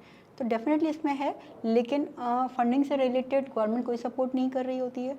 गवर्नमेंट वही अपने गिने चुने वो जो गवर्नमेंट के सेक्टर के लोग हैं या गवर्नमेंट इदारे जो चल रहे हैं उन्हीं को देख रही होती है, उन्हीं को प्रमोट कर रही होती है, उन्हीं को फैसिलिटेट कर रही होती है। प्राइवेट सेक्टर को इतना कोई एम्पावर नहीं किया जाता, जो कर रहा है वो अपने बलबूते पे खुद करता है। जबकि मेरे ख्याल में जो इन बच्चों के लिए काम कर रहा है वो प्राइवेट सेक्टर ही कर रहा है। प्राइवेट कर रहा है खाली, प्राइवेट सेक्टर, गवर्नमेंट नहीं कर रही। गवर्नमेंट नहीं कर रही। गवर्नमेंट नहीं कर रही। तो आपने एक्रो को कब स्टार्ट किया? मैंने 2014 से स्टार्ट करा। ओके। और उसके बाद ये स्टार्ट मैंने अपने घर से करा था, और घर से करते करते करते मैं आज यहाँ आ गई कि मेरे पास 100 से ज़्यादा बच्चे हैं, और सिर्फ ऑटिज़म पे नहीं है। मेरे ऑर्गेनाइजेशन के नेम में बड़ा प्रोमिनेंट वर्ड ऑटिज़म ज़रूर है, बट आगे कंप्लीट रिहैब का मतलब all type of the special needs childrens. ठीक है। उसमें हर तरह के स्पेशल नीड्स बच्चों को कैटर किया जाता है। जो सर्विसेज हम दे सकते हैं वो हम दे रहे होते हैं, लेकिन उसके अंदर जो ब्लैक पॉइंट होता है कि हमें बाज़ात मटेरियल की या चीज़ों की या स्पेस की ज़रूरत होती है। ठीक है। तो वो हमारे पास नहीं हो पाते, क्योंकि ये डिपेंड करते हैं फंडिंग के ऊपर। जिस इदारे को जितनी फंडिंग मिल रही होती है वो उतना फैसिलिटेट कर रहा होता है। ठीक है। अच्छा, इसमें कोई बिजनेस केस नहीं इसके साथ बन सकता कि कोई इन्वेस्टर्स इसमें आ जाएं, नॉट मतलब डोनेशंस में ना आए, सिर्फ चैरिटी में ना जाए, लेकिन लेट्स सपोज एक आदमी है, उसके पास 1 करोड़ रुपया है, उसको इन्वेस्ट करना है, तो वो पूरा एक कोई ऐसा इकोसिस्टम बने जिसके अंदर आके वो फंडिंग करे, या उसको हो कि ये बच्चा आज जा रहा है तो कल को इस बच्चे से फिर कोई बिज़नेस हो सकता है, इसके साथ किसी इंडस्ट्री खड़ी हो सकती है, ऐसा कोई जी ज़रूर। डाउन सिंड्रोम का भी आपने थोड़ी देर पहले तस्करा करा। डाउन सिंड्रोम्स के अंदर ये सलाहियत पाई जाती है कि इनकी कॉग्निटिव स्किल यानी समझने की सलाहियत या काम सिखा के इनको काम करवाने की सलाहियत बहुत अच्छी होती है दूसरी डिसेबिलिटी के मुकाबले में। या स्पेशल नीड्स के मुकाबले में ये जल्दी समझ लेते, तो इनको जो काम सिखाया जाता है कर लेता है। तो और इसी तरह से स्लो लर्नर हो गए, डिसलेक्सिया हो गया, ऑटिज़म की भी कुछ कैटेगरीज़ हैं। इस तरह के जो स्पेशल नीड्स बच्चे जिनके अंदर लर्निंग पावर थोड़ी सी होती है, तो उनसे इंडस्ट्री लगाई जा सकती है और बहुत सारे मुल्कों में लगी हुई भी है। उसमें होता क्या है कि हम इनको ट्रेन कर देते हैं। सपोज़ जैसे कोई भी इंडस्ट्री है, आप रेस्टोरेंट बना सकते हैं। ठीक है। आप उनको ड्राई क्लीनर शॉप्स बनवा सकते हैं, आप प्रिंटिंग का कोई काम करवा सकते हैं। इनको लर्न करवा के फिर इनको उन्हीं से बिज़नेस करवा लिया जाता है। तो क्या कोई भी ऑर्गेनाइजेशन उससे चल सकती है? तो डेफिनेटली वो ख़ुद ही अपनी इन्वेस्टमेंट खुद ले आते हैं उस इदारे को चलाना या उस इंडस्ट्री को चलाना। ठीक है। तो ये मेरा टारगेट है कि मुझे अगर के कहीं से सपोर्ट मिले तो क्या इन बच्चों को सोसाइटी एक्सेप्टेंस रोल दिलवाया जा सकता है? डेफिनेटली दिलवा सकते हैं। अगर कि जैसे मेरी रिक्वेस्ट पर भी किसी कंपनी ने हमें अप्रोच नहीं करा कि चलें अपने 2 बच्चे दे दें, हम अपनी कंपनी में लगा देते हैं, आप आएँ ट्रेन करें और हम इनको सैलरी देंगे, इट्स गुड। ठीक है। तो अब दी एंड में ये सोल्यूशन निकला कि हम खुद ही कोई इंडस्ट्री लगाएं। लाइक मैंने ड्राई क्लीनर शॉप खोल देनी है, पहले मैं बच्चों को ट्रेन करूं, फिर मैं पब्लिक से कहूँ आएँ हमसे कपड़े धुलवा लें, उनसे उन्हीं की ज़िंदगियाँ बेहतर की जा सकती हैं। तो डेफिनेटली इनसे बिज़नेस बनाया जा सकता है। बिल्कुल सही, क्योंकि ये ज़्यादा बेहतर है बजाय कि उसको चैरिटी की तरह चलाया जाए, उसको एक बिज़नेस केस की तरह उसको खड़ा किया जाए ताकि ये लोग भी खड़े हों। अच्छा, ये बताइए कि ये इस तरह की कोई सक्सेस स्टोरी आपके पास भी है? आप 2014 से काम कर रही हैं, कितने बच्चे आपके पास इस काबिल हो गए कि वो कुछ काम कर सकें प्रैक्टिकल लाइफ में? बहुत हैं हमारे पास, लेकिन डिपेंड, जैसे कि अगर सोसाइटी को एक बात बहुत मतलब मिसकॉन्सेप्ट हैं मार्केट के अंदर, जैसे लोग डेफ एंड डम को स्पेशल कहते हैं जी, इसी तरह से ब्लाइंड को स्पेशल कह देते हैं, ठीक है ना? They are not a special, उनके पास एक सलाहियत नहीं है। स्पेशल का मतलब होता है कि जब आपका ब्रेन या समझना या सोचना समझने की सलाहियत या कोई भी चीज़ को लर्न करने की सलाहियत, और आसान लफ्ज़ों में मैं यूज़ करूँगी कि वो कम होती है, ठीक है? तो उसको आप स्पेशल कह सकते हैं। ब्लाइंड आपको नज़र नहीं आता, आप सुन सकते हो, समझ सकते हो, पढ़ सकते हो, लिख सकते हो, माइंड आपका सही काम कर रहा है, बिल्कुल काम कर रहा है ना, ब्रेन सही काम ठीक कर है। रहा है, एक सलाहियत नहीं है। इसी तरह डेफ एंड डम है, आप घरों में देख लें, चाहे वो लेस प्रिविलेज एरियाज़ में चले जाएं, एक डेफ एंड डम बच्चा या बच्ची घर के सारे काम कर लेगा। हाँ, वो नॉर्मल ही होगा तकरीबन, क्योंकि उसको सुनाई नहीं देता, वो बोल नहीं सकता। ठीक है। अच्छा, वो बोल नहीं सकता तो डेफिनेटली उसको कोई स्पीच या गेस्चर लैंग्वेज नहीं सिखाता। बिल्कुल। घर वाले चाहे वो बिल्कुल नॉन एजुकेटेड क्यों ना हो, वो खुद से इशारे बना देते हैं कि इसको यूँ इशारा करो और वो जाके काम कर देगी, इसको कहो खाना लगा दे, बिठा दे, कपड़े धो ले, तो वो बना लेते हैं और ज़िंदगी गुजर जाती है। शादियाँ भी हो जाती हैं, बिल्कुल सही, और शादियाँ कैरी भी हो जाती हैं, यानी कि आगे चल भी जाती है, ज़िंदगी भी चल जाती हैं। तो ऐसी कोई डिसेबिलिटी नहीं होती कि जिससे इनकी नॉर्मल ज़िंदगी अफेक्टेड हो, सिवाय ये कि कुछ एरिया, यानी वो बात नहीं कर सकते, अपनी फीलिंग का इजहार कर सकते हैं, हाँ डिफरेंट गेस्चर लैंग्वेज से कर सकते हैं। मैं तकलीफ़ में हूँ, मेरे दर्द हो रहा है, मुझे बुखार हो रहा है, मैं तो इशारों से बात की जा सकती है। सुनाई नहीं दे रहा ना, बिल्कुल, लेकिन नज़र आने वाली खुशी तो नज़र आ रही है। बिल्कुल, मैं अपने बच्चे की आवाज़ नहीं सुन सकती, लेकिन मुझे मेरा बच्चा नज़र आ रहा है और उसकी रिक्वायरमेंट मुझे पता है। तो इसको मैं डिसेबिलिटी में काउंट नहीं करती और दुनिया भी नहीं करती, स्पेशल नहीं कह रही, ठीक है, क्योंकि वो एक आपकी एबिलिटी कम है आपके पास, ठीक है, वो आप किसी और दूसरी तरीके से कवर कर लेते हैं। ठीक है। अच्छा बताइए, ये जो स्कूल्स हैं, एनजीओ जो रन कर रही हैं इदारे अपने, ये बिल्कुल एक प्राइवेट स्कूल्स की तरह चल रहे होते हैं, लाइक बच्चों की वहाँ पे फीसिस भी होती हैं? जी जी। तो क्या जो पेरेंट्स हैं उनके पास अफोर्डेबिलिटी का इशू है इन बच्चों को लेके? अदरवाइज तो जिस तरह स्कूल का मॉडल चलता है इस तरह ही हम स्पेशल बच्चों के मॉडल को भी लेकर चल सकते हैं? डेफिनेटली, देखें इस डिपेंड्स, अगर आप पाकिस्तान में लोकेलिटी इज़ डिपेंडिंग, आप लियारी चले जाएं तो आपको पता है कम्युनिटी कैसी है, कम्युनिटी मींस वहाँ पे कितनी स्ट्रेंथ है लोगों के पास अफोर्डेबिलिटी की। आप डिफेंस में चले जाएं तो डेफिनेट डिफरेंट है, लोग अफोर्ड कर रहे हैं, कुछ लोग सिर्फ ऑर्गेनाइजेशन चला रहे हैं, यानी आओ सर्विस लो, पैसे भरो और सर्विस लो और ठीक है, इट्स ओके। कुछ लोग एनजीओ फॉर्म मीन्स यानी वेलफेयर पे काम कर रहे हैं, जो लोग नहीं अफोर्ड कर सकते वो उनके पास आते हैं, उनको फ्री ऑफ कॉस्ट पे पीछे कोई डोनर खड़ा होता है जो कि एक सदका जारिया समझ के काम किया जा रहा होता है। तो डेफिनेटली बहुत सारी organisation, even then hospitals, private hospital में जो थेरेपी प्रोग्राम्स दिए जाते हैं वो पेड होते हैं, जो अफोर्ड कर सकता है वो हॉस्पिटल चला जाए। बिल्कुल बिल्कुल। अच्छा डॉक्टर मारिया, हमारे यहाँ चैरिटी का बहुत बड़ा हमारे रिलीजन का भी पार्ट है और हमारे कल्चर भी है, लोग सिग्नल्स पे खड़े होकर पैसे दे रहे होते हैं, निहारी वालों को पैसे दे रहे होते हैं, खाने खिला रहे होते हैं, सो इतना बड़ा पैसा जो है वो रहता है। फिर इसके अलावा हमारे यहाँ एक और भी कल्चर स्टार्ट हो गया है काफ़ी अर्से से कि नमूद नुमाइश बहुत ज़्यादा है, अब दिखावा बहुत ज़्यादा है। सो आपको एक करोड़ रुपये का जानवर कुर्बानी का हो रहा होता है। तो एक बच्चा जो है इसकी क्या कॉस्ट है टोटल अगर मैं देखूं तो, क्योंकि बिलियंस और बिलियन रुपीस जो हैं वो हम लगा रहे होते हैं या तो चैरिटी में या शायद अल्लाह की राह के अंदर, और ये जो एक प्रॉपर सिस्टम है इसको हमने बिल्कुल निगलेक्ट किया हुआ है, जहाँ लोग स्पेशलिस्ट बैठे हुए हैं आप जैसे, और ये बच्चे जो हैं वो मुंतज़िर हैं कि कोई उनकी हेल्प करे। तो हम एक जानवर के बदले या सिग्नल्स पे पैसे देने के बदले अगर हम किसी एनजीओ के साथ लिंक होते हैं तो हम कितना सपोर्ट कर सकते हैं उसको? ये बात इंसान के अपनी सोचने की सलाहियत है। मेरी सोचने की सलाहियत ये है कि वंस अपॉन अ टाइम शायद मैं भी अपनी ज़कात जो है वो राशन की थैलियों की शक्ल में दे देती थी, ठीक है ना। फिर मैं जब इस फील्ड में आई और मुझे लगा तो मुझे ये एहसास हुआ कि एक इंसान को पानी, चाहे वो 10 साल का है, 2 साल का है या 25 साल का है, वो उसको ये नहीं पता कि हाउ टू आस्किंग, मुझे सवाल कैसे करना है, मुझे पानी कैसे मांगना है।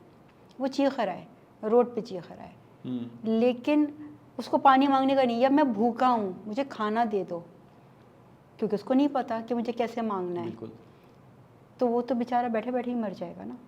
उसको तो कोई, लोगों को ये नहीं पता चलेगा कि मरा क्यों, बस लोगों को ये पता है कि मर गया, ठीक है। तो क्या मैं ये समझती हूँ जो सब पे आप, मतलब दीन ने तो सभी कुछ कहा है ना, आप खाना भी खिलाएं, आप कपड़े भी दें, आप कुछ भी, आप कुर्बानी भी करें।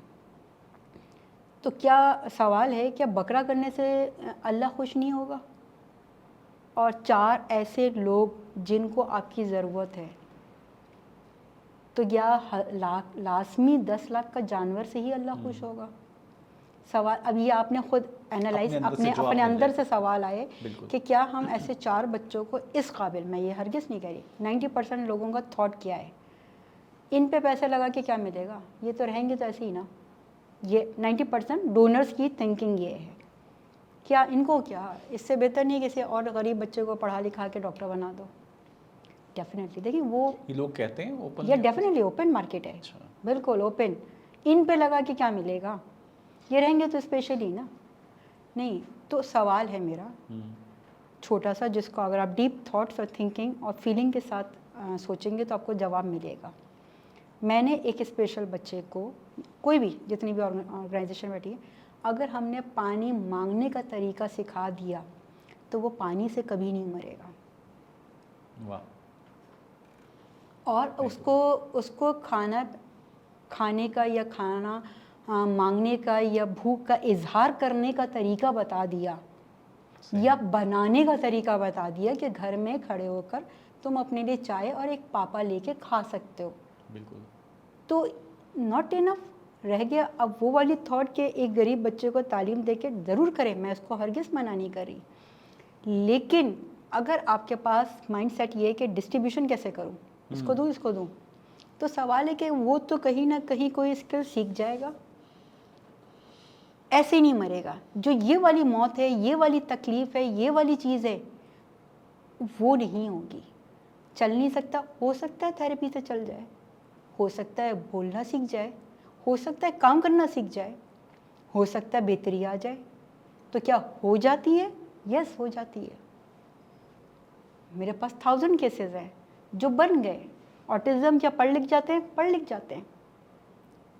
क्या इन ये डिग्रीज ले लेते हैं? हाँ, ले लेते हैं।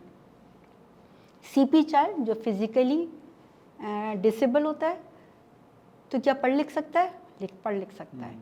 मास्टर्स कर लेते हैं? कर लेते हैं। तो क्या इनको तवज्जो देनी चाहिए? ज़रूर देनी चाहिए। सारी ज़िंदगी वो पैरों से इसलिए माज़ूर रहा कि उसको थेरेपी नहीं दी गई। तो मतलब बहुत सारी हैं, 1000 से ज़्यादा। आप चले जाएं, आपका माशाल्लाह से गूगल जिंदाबाद, तो वहाँ पे जाएं तो बहुत सारी ऐसी पाकिस्तान की कहानियाँ हैं, कि ज़्यादा मुल्कों की नहीं है। पाकिस्तान के अंदर बहुत सारे ऐसे इलाके हैं कि जहाँ मैंने बहुत सारी वीडियोस, जहाँ एक जवान बहन अपने जवान भाइयों को उठा के वॉशरूम लेके जा रही है, क्योंकि वो चल फिर नहीं सकते, क्योंकि वो उठ नहीं सकते, क्योंकि वो जा नहीं सकते। तो यहाँ भी तो दीन आ गया। बहन भाइयों को लेके जा रही है, या भाई बहनों को लेके जा रहे होंगे। तो क्या उस वक्त जब ये बहुत छोटे थे और ऐसी ऑर्गेनाइजेशन को हेल्प करके इसको इस काबिल तो बना सकते थे हम कि शायद ये अपने काम खुद कर लेता। तो दीन तो यहाँ भी आ जाता है ना। तो दीन में भी एक शर्म हया माँ बेटे और बहन भाई के दरमियान में है। तो क्या हो सकता था? क्या वो हाथ से उठा के निवाला मुंह तक नहीं पहुँचा पा रहा और थेरेपी से वो कर लेता है, तो 30 साल में उसकी माँ को, जो बूढ़ी हो चुकी है, उसको निवाले बना के मुंह में नहीं देना उसके। मैं ये नहीं कह रही कि स्पेशल बच्चे को डॉक्टर ही बनाना है या कोई इंजीनियर बनाना है तो आपकी नेकी कबूल की जाएगी या नेकी रहोगी। वो चल गया, गुड। उसने खाना सीख लिया, गुड। उसकी ज़िंदगी थोड़ी सी बेहतर कर दो, थोड़ी सी बेहतर, इट डिपेंड्स कि वो बेहतरी आ जाएगी। बिल्कुल सही। अच्छा, ये बताएं कि आप क्या समझती हैं, क्या एक अगर एक डोनर है वो एक एनजीओ के साथ, मैं एक्रो की बात करता हूँ, अब आपको क्या चैलेंजेस आ रहे हैं? अगर आपको फंडिंग चाहिए है, ये लोग कितने आपको मंथली जो है वो डोनर्स मिल जाएं तो आप समझती हैं कि आप मज़ीद बच्चों को अपने साथ ऐड ऑन कर सकती हैं और बढ़ा सकती हैं ये अपना खिदमत का दायरा? ये तो अनलिमिटेड टास्क है। अनलिमिटेड टास्क का मतलब कि सपोज़ मेरे इलाके या मेरी डिस्ट्रिक्ट कह लें आप उसको, में अगर 4000 बच्चा है जो डिसेबल है, नॉन अफोर्डेबल है, अफोर्ड भी नहीं कर सकता है, घरों में पड़ा हुआ है, और तो उसके लिए एक अलग बजट है, ठीक है। और क्या ऐसे बच्चे, जो दूसरा सवाल दौरान गुफ्तगू आया, क्या इनको इस काबिल बना सकते हैं कि ये अपने पैरों पे खड़े हो जाएं, कोई 2 रोटी कमा सके? तो वो एक डिफरेंट टास्क है कि क्या हमने इंडस्ट्री लगानी है। अभी एक्रो के पास ऐसी कोई जगह नहीं है कि जहाँ हम 2 शॉप्स या 2 मशीनें ड्राई क्लीनर की डाल दें और फिर वहाँ पे उनको ट्रेन करें। तो ऐसे तो कोई जगह नहीं है हमारे पास। शॉप कीपिंग का कॉन्सेप्ट देना है तो पहले तो शॉप खोलनी पड़ेगी ना। जी बिल्कुल। तो शॉप कीपिंग सिखाई जाएगी, फिर फ़र्क बताया जाएगा आटा दाल का, तो वो चीज़ दिखानी पड़ेगी। तो इट्स अ टास्क। जो डोनर आता है वो अपनी लिमिटेशन के साथ आएगा, ठीक है, कि भाई मैं इतना कर सकता हूँ, इसमें आप क्या कर सकती हैं। देन फिर हम उसको प्रोग्राम्स बता सकते हैं कि इसके अंदर ये काम हो सकता है। यानी कि अगर कोई, ज़रूरी नहीं है कि कोई हमें फ़ंड दे, उसके बहुत सारे तरीके भी हैं। जैसे कि बहुत सारे आजकल मॉल्स और ग्रॉसरी स्टोर्स खुल चुके हैं, इम्तियाज़ वाले हो गए, चेज़अप वाले हो गए, चेस वैल्यू वाले हो गए। ये एक्सेस दें हमें कि हम आपके 4 ऐसे लोगों को यहाँ पर एज अ सेल गर्ल या सेल मेल की हैसियत से, बॉयज़ की हैसियत से रखेंगे, आप इनको आके यहाँ ट्रेन करो। तो वो जो लड़का जो थोड़ा सा प्रॉब्लम में है, वो अपने घर में ज़िंदगी के 8 या 10 हज़ार जो भी सेलमैन की तनख्वाह होती है वो लेके जाएगा, तो क्या उसके घर वाले भी उसकी इज़्ज़त करेंगे? एक बात बड़ी कॉमनली बता दूँ, बहुत ज़्यादा उम्र नहीं, 10 से 15 साल पाकिस्तान में माँ बाप भी उस बच्चे से को खुदाफिज कह चुके होते हैं। 15 साल से ज़्यादा उम्र के बच्चे जो कि स्पेशल हैं, उनके माँ बाप भी थक चुके हैं। वो उनसे एडॉप्टेशन वाला मसला आता है ना, वो आ जाता है। ले लें आप 5 बजे तक खोलती हैं, आप रात को 9 बजे तक क्यों नहीं, आप हॉस्टल क्यों नहीं बना लेती, वहीं रख लें अपने पास ही। जब यही बच्चा जो माँ बाप से निगलेक्ट हो रहा है, या नहीं इसको एक्सेप्ट कर पा रहे या उसकी ज़रूरियात ज़िंदगी को नहीं एक्सेप्ट कर पा रहे, अगर वो 8-10 हज़ार रुपये अपना ख़र्चा लेके जाएगा तो क्या घर वाले एक्सेप्ट करेंगे? डेफिनेटली करेंगे, क्योंकि वो उन पर बोझ नहीं है, अब वो अपने हिस्से की रोटी कमा के ला रहा है। डॉक्टर साहब बहुत इमोशनल गुफ्तगू कर रहे हो रही है। मुझे बताइए कि 100 चाइल्ड आपने बताया कि आपके पास अभी हैं, कितने बच्चे ऐसे हैं जो जिनको आपको नो बोलना पड़ रहा है, आप उनको नहीं ले पा रही हैं अभी अपने पास? हमारे पास तो रोज़ का डेटा है, मतलब इतने हैं कि रोज़ हमें ये कहना पड़ता है, स्पेशली जो नॉन अफोर्डेबल्स हैं उनको कहना पड़ता है कि एक बच्चे की कॉस्ट क्या समझती हैं आप, अगर कोई अगर शख्स चाहे आप कि मैं एक उनको बच्चा ऑन कर लूँ? अगर वेल फैसिलिटेट करना चाहते हैं जिससे कि कोई पॉजिटिव रिस्पॉन्ड आ सके, तो पर चाइल्ड पे ख़र्चा आ जाता है हमारे पास महीने का 40,000 से 45,000 रुपये। उसमें 50,000 पर बच्चा जो पर है 50,000, उसमें आपका प्रेमिसेस भी हो जाता है, उसके अंदर इक्विपमेंट्स भी आ जाता है, उसके अंदर स्टाफ सैलरीज भी आ जाती हैं, उसके अंदर थाउजेंड्स ऑफ थिंग्स हैं। तो हमारे यहाँ एक ऐसा भी तबका मौजूद है पाकिस्तान में जो शायद इससे ज़्यादा पैसों की होटलिंग कर लेते हैं हम लोग, एंटरटेनमेंट कर लेते हैं हम लोग, और लेकिन हम 50,000 रुपये अगर एक बच्चा ऑन कर लें और उसको हम अगले 3 साल उसको दे दें उसकी ज़िंदगी के अंदर, तो शायद 3 साल में वो बिल्कुल चेंज कर दें आप ज़िंदगी उसकी। डेफिनेटली, ठीक है, एटलीस्ट इंडिपेंडेंट तो बना सकते हैं। मैं इसके थ्रू जो है वो जो अगर कोई दर्द दिल रखने वाले लोग देख रहे हैं वीडियो, तो उनसे हमारी रिक्वेस्ट है कि प्लीज़ आप लोग खड़े हों, डॉक्टर मारिया से कांटेक्ट करें, आप एक्रो का विज़िट करें, आप देखें कि वो वहाँ पे किस तरह से काम कर रहे हैं, कितनी उसको अपनाया हुआ है, अपनी पूरी ज़िंदगी उन्होंने उसके ऊपर लगा दी है। उस पूरे हम जब भी जाते हैं हमें देख के बहुत खुशी होती है, इत्मीनान होता है और दुआएं निकलती हैं अंदर से।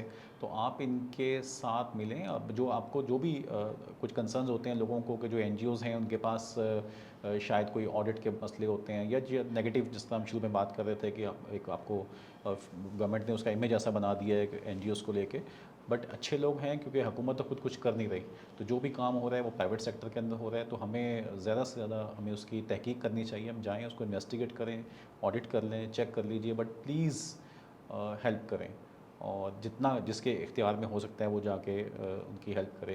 डॉक्टर साहब ये बताइए कि ये जो बच्चे आपके पास आते हैं इनके पेरेंट्स की आप कितनी काउंसलिंग करती हैं वहाँ पे?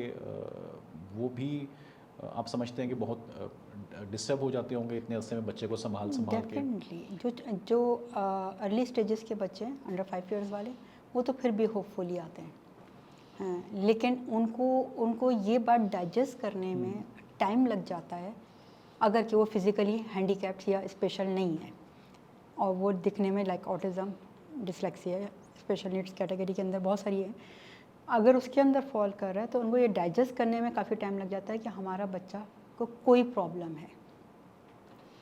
एक डिनाइल स्टेज पे स्टैंड रहते हैं, नहीं ऐसा कुछ नहीं है, हमारे तो सारे ख़ानदान के बच्चे देर से बोले थे, नहीं ये शरारती है, तो वो डाइजेशन जो है वो काफ़ी टाइम लेता है। प्लस पेरेंट, पाकिस्तान का पेरेंट कोऑपरेटिव नहीं है, मतलब वो माइंडसेट के साथ आते हैं कि हमने बच्चा ऑर्गेनाइजेशन या रिहैब डिपार्टमेंट को दे दिया, बस हमारी ड्यूटी ख़त्म। अब वो घर में अगर चीज़ें फेंक के खाना मांग रहा है या दूध मांग रहा है, तो वो माँ कभी उसको लर्न बिहेवियर में, चाहे हम ट्रेनिंग पार्ट्स कितनी पेरेंटिंग करा दें कि this is a way to handle your child, but वो स्टिल उस पोजीशन पे नहीं आएगी।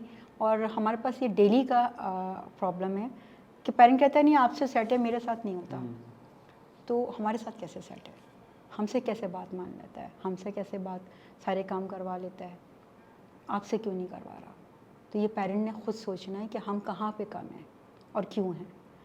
बिल्कुल ऐसे ही जैसे कि आपने स्कूल तो भेज दिया, बाद में स्कूल के रिजल्ट्स को अच्छे करने के लिए एज अ पेरेंटिंग आपको देखना होता है बच्चे ने क्या होमवर्क कर लिया या नहीं करा, रिपोर्ट क्या आई। हम पेरेंट्स को बुलाते रहते हैं मीटिंग्स के लिए, ट्रेनिंग पार्ट्स के लिए, पेरेंट नहीं आते, पेरेंट्स आते नहीं हैं, नहीं आते हमारे पास कि लर्न बिहेवियर पे जाएं कि हम आपको ये चीज़ ऐसे घर में करनी है।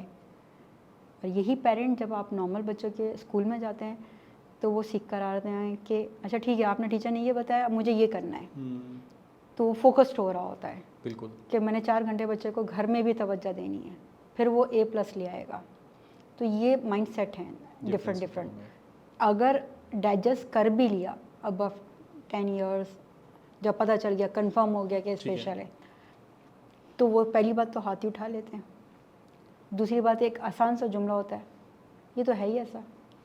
तो ये जो कॉमन सा वर्ड है, ये है ऐसा नहीं, ये ऐसा हो गया है। हो गया।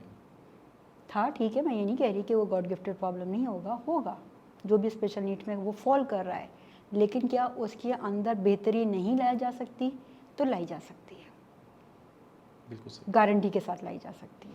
ये बताइए कि क्या एक शख्स सिर्फ आपकी एक्रो के साथ अगर वो किसी तरह से आपके मिशन में जुड़ना चाहे तो क्या वो सिर्फ पैसे देके जुड़ सकता है, वो अपना टाइम दे सकता है आपको, वो आपको किस किस मदद में किस किस मद में आपकी हेल्प कर सकता है? कोई इक्विपमेंट चाहिए, कोई आपको स्पेस चाहिए, किस तरह वो आपके साथ खड़ा हो सकता है इस मिशन के अंदर?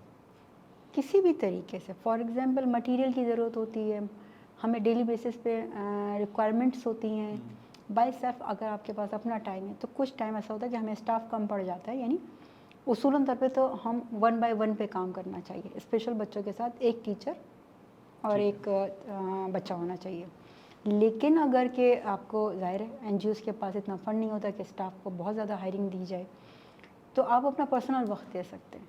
अच्छा, आप बताएं मैं क्या कर सकता हूँ या मैं क्या कर सकती हूँ? ठीक है। चलिए, मैं हफ्ते में 2 घंटे आपके पास एज अ आती हूँ, वॉलंटियर आप आ जाइए। तो फिर ठीक आप है। आइए और आप काम कीजिए हमारे साथ बैठ के। ठीक है।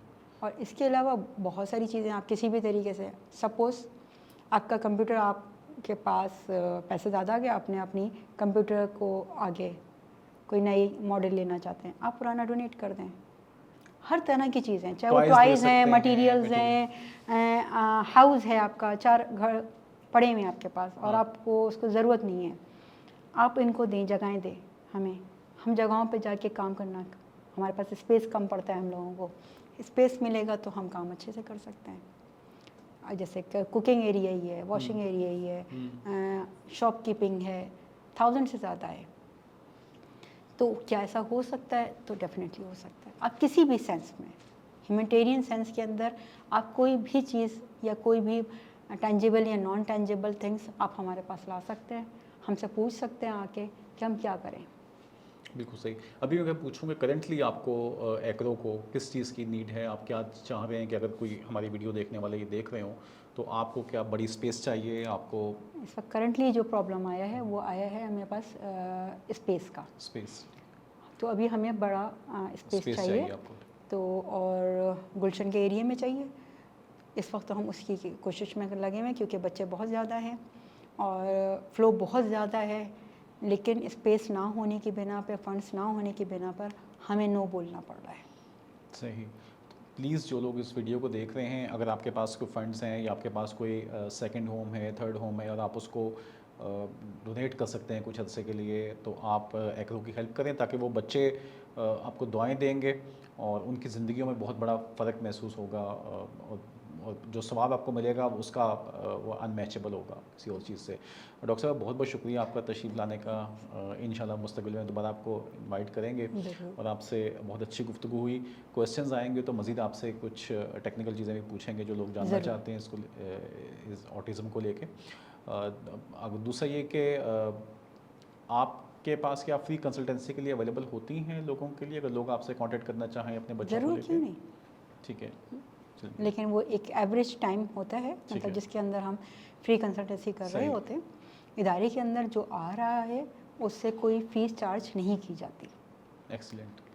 कंसल्टेंसी के ऊपर कोई भी फ़ीस चार्ज नहीं करते, आपको तमाम इंफॉर्मेशन रिलेटेड योर चाइल्ड आपको फ्री ऑफ कॉस्ट पे दी जाती है। असेसमेंट्स वगैरह आपकी हो जाती हैं? ठीक है। डॉक्टर साहब कोई मैसेज अगर आप देना चाहें लोगों को आखिर में तो? सिर्फ एक ही मैसेज है जो मैं बार बार रिपीट करती हूँ अपने हर सोशल मीडिया उसके ऊपर, प्लीज़ अर्ली स्टेज पे कुछ भी है, एक माँ बाप के लिए बड़ा मुश्किल होता है, आई कैन अंडरस्टैंड, कि इस बात को एक्सेप्ट करना कि कुछ मेरे बच्चे के साथ कोई गड़बड़ है, लेकिन कुछ भी हल्की सी भी नज़र आ रही है तो प्लीज़ ऑर्गेनाइजेशन की तरफ जाएं। और जाना कहाँ है? चाइल्ड स्पेशलिस्ट के पास नहीं, साइकेट्रिस्ट के पास नहीं, न्यूरोलॉजिस्ट के पास नहीं, आप डायरेक्ट जाएं साइकोलॉजिस्ट के पास। साइकोलॉजिस्ट के पास जाइए। आप जाइए और रिहैब डिपार्टमेंट्स में जो बने हुए हैं उनके पास जाइए, उनसे पूछिए, दिखने में सब कुछ सही है लेकिन मेरा बच्चा ये नहीं कर रहा, मुझे कुछ लगता है, ठीक है ना। जो राइट पर्सन हैं वो आपको राइट डायरेक्शन ज़रूर बताएंगे कि नहीं सही है, ज़रूरत नहीं है। बिल्कुल सही। बहुत बहुत शुक्रिया डॉक्टर साहब तशरीफ लाने बहुत का शुक्रिया नबी साहब, आपने मुझे इनवाइट करा लाइए और मेरी आवाज़ जहाँ तक पहुँचे और जिन जिन लोगों को इसका बेनिफिट्स मिले, ये मेरे लिए काफ़ी है। इंशाल्लाह इंशाल्लाह। डॉक्टर साहब ने जो बात की है, प्लीज़ आप इस कार्य ख़ैर में अपना हिस्सा डालिए। ये लोग स्पेशल हैं, इनको हमारी ज़रूरत है। शायद कुर्बानी के जानवरों से ज़्यादा, शायद सड़क पे खड़े हुए फ़कीरों से ज़्यादा, शायद नमूद व नुमाइश से ज़्यादा, लाइटों से ज़्यादा, वो फंक्शन जो हम करते हैं उनसे ज़्यादा माशरे के अंदर जब ये वाले पहलू ख़त्म हो जाते हैं, जब ये लोग ख़त्म हो जाएंगे, उस वक्त भले जितना चरागां कीजिएगा, जितनी कुर्बानियाँ कीजिएगा, जितना पैसा लुटाइएगा, जितनी गाड़ियाँ चेंज कीजिएगा, सब चलता है। बट जब ये इंसान माशरे में हमारे सामने ऐसे इस हालत में जी रहा हो, तो उसकी मदद करना जो है वो आपका वलीन फ़र्ज़ होता है। बहुत शुक्रिया वीडियो देखने का। आप डॉक्टर मारिया से कनेक्ट करना चाहते हो तो प्लीज़ आप नीचे कमेंट कर सकते हैं। गुलशन इकबाल में इनका सेटअप है, इनका एड्रेस और जो इनकी वेबसाइट है वो हम अपने कमेंट्स में उसको पिन किया हुआ है, आप उसको देख सकते हैं वहाँ पे और कांटेक्ट कर सकते हैं। प्लीज़ जाइए, विज़िट कीजिए, हेल्प कीजिए, जाके मिलिए और अच्छी तरह से पूरा सेटअप देखिए, तहकीक कीजिए और फिर दिल खोल के मदद करें। जिस तरह से भी आप मदद कर सकते हैं, इनके साथ खड़े होइए इस मिशन के अंदर। बहुत शुक्रिया। अस्सलाम वालेकुम।